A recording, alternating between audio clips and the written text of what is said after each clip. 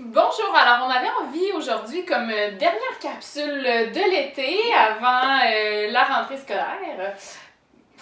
Pendant la rentrée scolaire, On n'est pas au primaire. c'est la mère au moins qui parle. T'es cute. OK.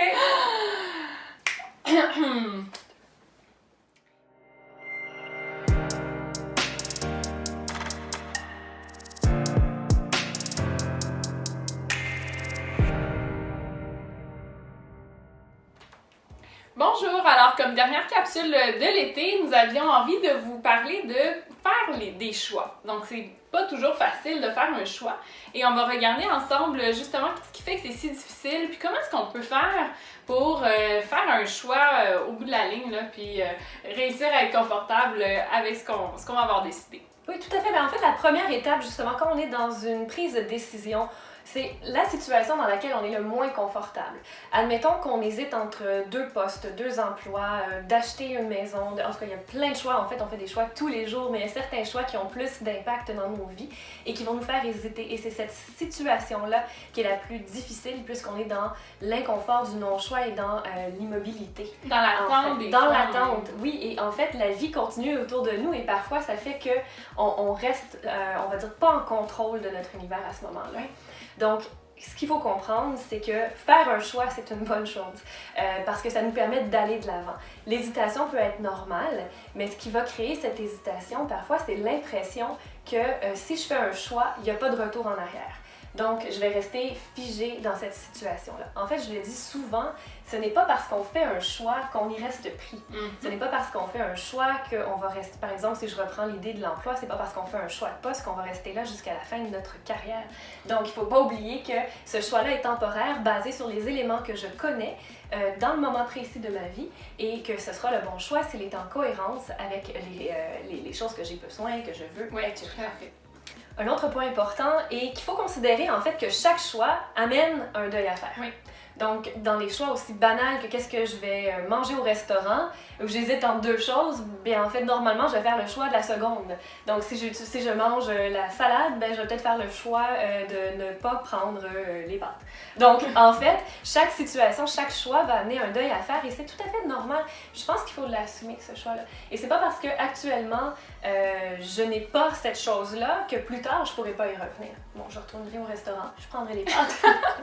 Donc, c'est normal qu'il y ait un deuil à faire, mais il faut le considérer. Et dans les choix qui sont plus difficiles, là, on s'entend que faire un choix de menu, c'est pas ce qui va avoir le plus d'impact dans ma vie. Mais sur les décisions à prendre qui oui, vont avoir une influence plus importante, des fois, ce qui va faire en sorte qu'on va avoir de la difficulté à faire le choix, c'est qu'on va se mettre à glorifier l'autre choix. Ouais. Hein? Donc là, on se dit, OK, mais si jamais je fais celui-là, ça pourrait être comme ça, ah, puis l'autre comme ça. Puis là, ça devient compliqué de faire le choix. Après ça, le risque avec la glorification du choix, c'est qu'au final, je fais un choix, je prends une décision, je m'en vais dans une direction. Et là, je me dis, oh, d'un coup que finalement, l'autre choix était mieux. Ouais. Et là, je me mets encore plus à glorifier le choix que je n'ai pas fait. Mm-hmm. Donc, à me dire que si j'avais fait ce choix-là, peut-être que là, ça serait encore mieux, peut-être que je serais plus heureuse, peut-être que j'aurais eu telle chose ou telle autre chose, ou peut-être que telle situation ne serait pas arrivée, mais on ne le saura jamais. Alors là, cette glorification du choix-là fait en sorte que je remets en doute le choix que j'ai fait. Tu parlais d'assumer tantôt. Oui.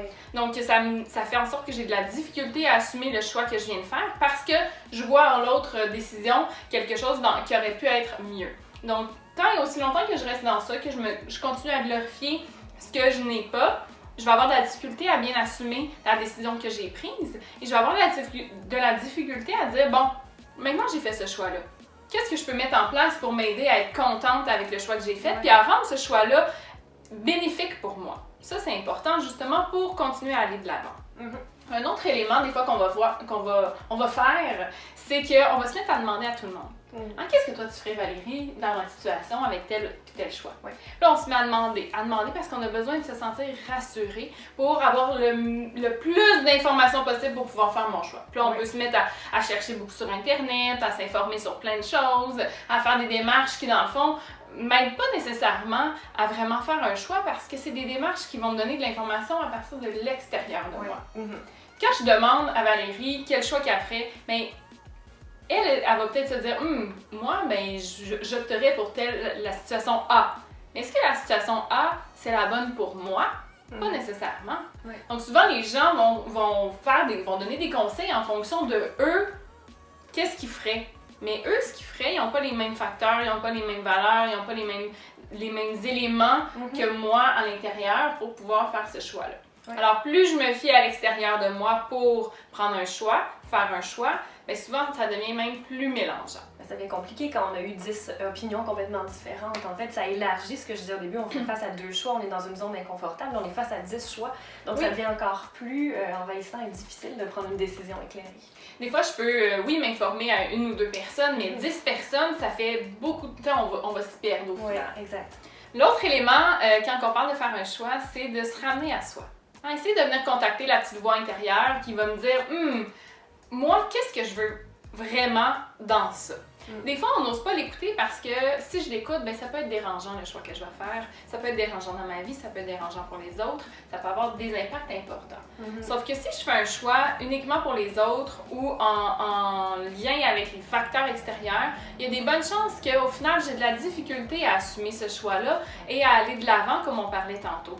Je vais peut-être avoir de la difficulté et là, je vais me mettre à glorifier l'autre choix, à avoir des regrets, parce que au final, c'était pas mon choix qui concordait avec ce que moi je voulais réellement. Alors ça, c'est important quand on a à faire des choix qui ont beaucoup d'impact dans notre vie.